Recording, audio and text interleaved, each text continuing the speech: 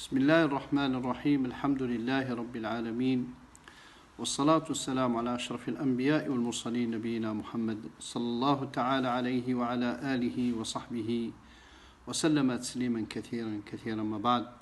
Mes chers frères et sœurs, salam alaikum wa rahmatullahi wa barakatuhu. Toujours de la mosquée de Bonaï. On continue, Inch'Allah, bi'idnillahi azza wa jal, sur notre dars. Le sujet est tellement d'importance qu'on aurait souhaité continuer, Inch'Allah, encore et à apporter le maximum de conseils pour nos frères et nos sœurs, et surtout pour les jeunes qui arrivent. Il est de notre droit de les conseiller.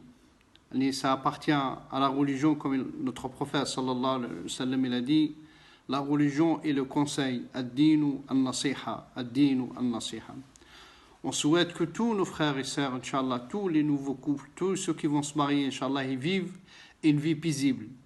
C'est leur droit. C'est un droit. C'est un droit juridique. C'est un droit, dans toutes les dimensions, c'est un droit. C'est un droit pour que la femme vive heureuse. C'est un droit que le monsieur, le mari, vit une vie heureuse. Parmi les causes, mes chers frères et sœurs, qui permettent au couple de vivre et de s'épanouir et de vivre paisiblement, c'est l'éloignement un petit peu de la famille. L'éloignement un petit peu. Il faut que le couple vive sa vie normalement. Il ne faut pas qu'il y ait de l'influence, ni de la part de la famille du mari, ni de la part de la famille du marié, de la mariée. L'influence de la famille cause certains dégâts, cause de temps en temps des problèmes au couple. Plus la famille s'éloigne de la vie du couple, plus le couple il vit paisiblement. Ils sont faits pour s'entendre. Ils sont mariés pour vivre paisiblement. Certainement, la fille, elle était chez ses parents, elle avait un grand confort. Et elle retrouve un grand confort, un peu plus grand que celle qu'il y a chez ses parents, chez son mari. Le mari, le frère, il était chez ses parents, il vivait une vie paisible, une vie confortable. Mais maintenant, avec l'arrivée de sa femme dans sa vie, il va vivre encore un confort plus grand que celui qui vivait chez ses parents. Seulement, mes chers frères et sœurs, c'est un conseil pour Allah Azza wa Jal, il faut que l'influence familiale, elle s'éloigne et les laisser vivre. C'est normal, ça fait partie de la vie. On se fâche, il arrive qu'on se dispute. Et vous pouvez voir, même chez les hommes les plus corrects, les plus nobles, comme notre prophète sallallahu alayhi wa sallam, il y a eu des petits conflits dans la famille. C'est normal, ça appartient, c'est la tradition, c'est sunan al-kawniya qu'Allah Azza wa Jalla a fait. Et pour nous rappeler que nous sommes des êtres humains. On se fâche, on fait des erreurs, on commet des erreurs.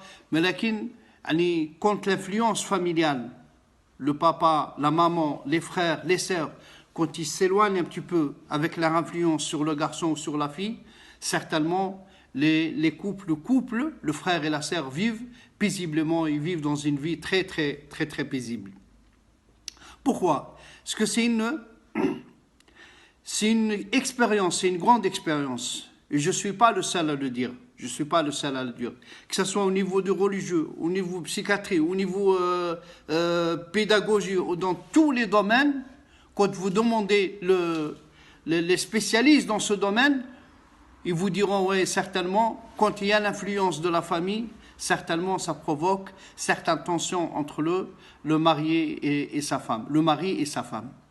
C'est pour cela, plus on s'éloigne pour Allah Azza wa Jal, et si on a des conseils à donner, on donne des conseils qui sont justes, on donne des conseils corrects, on donne des conseils pour essayer de rétablir. Allah il nous a dit dans le Coran, وَإِنْ خِفْتُمْ شِقَاقًا بَيْنِهِمَا فَابْعَثُوا حَكَمًا مِنْ أَهْلِهِ وَحَكَمًا مِنْ أَهْلِهَا إِنْ يُرِيدَ إِصْلَاحًا يُوَفِّقِ اللَّهُ بَيْنَهُمَا.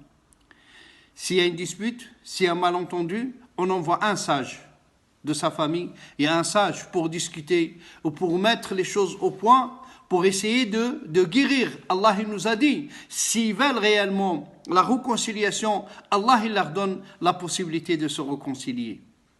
C'est pour cela, je dis, je le répète, vous êtes mariés pour vivre paisiblement. pour avoir un peu plus de confort que vous avez chez vos parents. On ne se marie pas pour se disputer. Ne laissez pas le shaitan vous voler les meilleurs moments de votre vie. Il veille, adouallah, qu'Allah nous en préserve de son mal. Il veille pour vous voler, si les couples, si les jeunes ne vivent pas paisiblement, s'ils ne s'épanouissent pas à cet âge-là, à quel âge ils vont on fait comme font les anciens, on délaisse le papa, on délaisse la maman, on délaisse le couple jusqu'à ce qu'il arrive, il est malade ou il est mort, on vient en pleurs. Non. Ne laissez pas Shaitan vous voler, c'est une période très, très, très, très belle. Et surtout le début du mariage. Ne laissez pas le shaitan vous voler dans les disputes et dans les... Non. Et il arrive qu'on se dispute, on se réconcilie. Subhanallah, on vit avec les gens qui sont de souche, les Français de souche, on voit moins de problèmes. Et quand il y a une certaine dispute, pourquoi on ne comprend pas ni...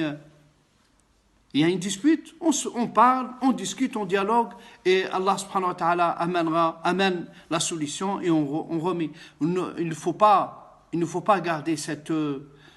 pendant 1 mois, 2 mois, l'homme ne parle pas à sa femme, la femme ne parle pas à son mari. Non, c'est pas très correct. Et c'est pas ça qu'il faut prendre. Et c'est pas ça ce qui nous a conseillé notre prophète sallallahu alayhi wa sallam. Barakallahu fikum. Et je vous retrouve, Inch'Allah, dans une autre vidéo. Salam alaikum wa rahmatullahi wa barakatuh.